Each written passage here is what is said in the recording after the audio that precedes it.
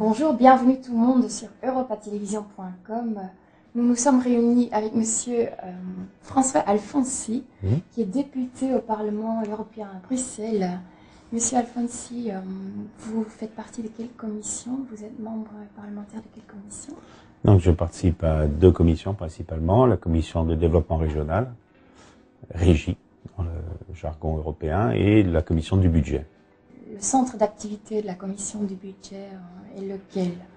On peut expliquer ça en termes simples. Mais pour le développement régional, il s'agit donc d'organiser les politiques de cohésion, que ce soit au niveau des États, politiques de cohésion vers les nouveaux pays qui sont rentrés dans l'Europe récemment et qui ont des niveaux économiques assez faibles, donc on aide à se développer, et aussi par rapport aux disparités interrégionales entre les régions qui sont en retard de développement et qui bénéficient des aides européennes pour elles aussi rattraper leur retard. Donc la Commission prépare son budget, le soumet au Parlement, le Parlement donne son avis, et il y a une procédure de négociation entre la Commission et le Parlement pour que l'avis du Parlement soit pris en compte par M. Barroso et la Commission, dans le cadre d'une procédure qui est une procédure de codécision. C'est-à-dire que l'avis du Parlement n'est pas définitif, mais le désaccord du Parlement bloquerait le budget. Donc il y a une négociation qui est obligatoire. Et aujourd'hui, la politique européenne va changer avec le traité de Lisbonne. Et les pouvoirs du Parlement européen, à partir du 1er janvier, dans cette procédure de codécision, vont se trouver largement renforcés. Et je pense qu'il est important, l'Europe, elle gagnera le cœur des Européens si elle est vraiment dans cet objectif de solidarité.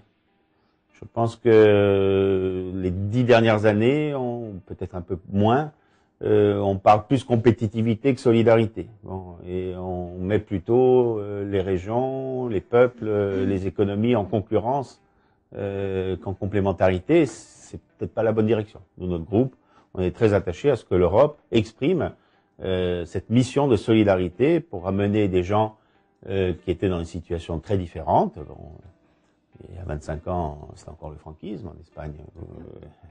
Donc aujourd'hui, il y a une démocratie, il y a eu du développement, il y a des autonomies régionales. Bon, une situation qui a quand même changé dans le bon sens.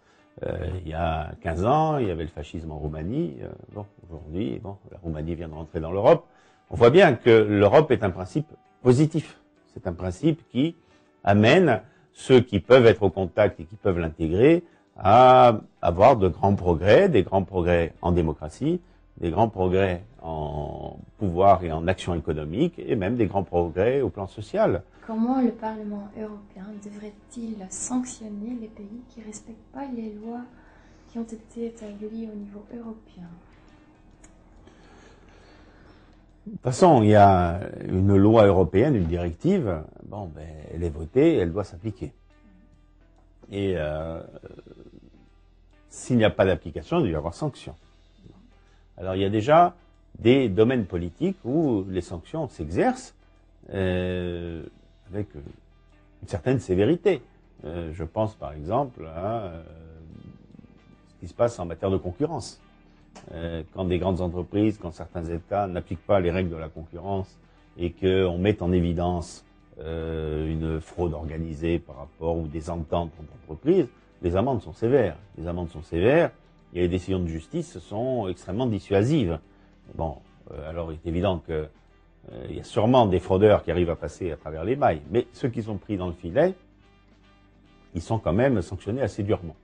Donc je crois qu'il faut avoir dans toutes les politiques, pas simplement, c'est vrai que l'économie a trop de place aujourd'hui dans les priorités européennes. Il faut avoir une économie prospère, faute de quoi évidemment les sociétés sont en difficulté, donc il le faut.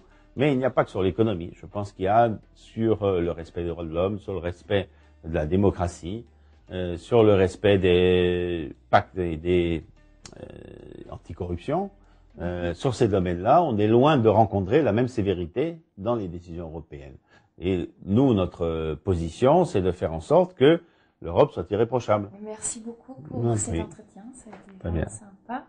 Merci également à tous les spectateurs de europatelevision.com et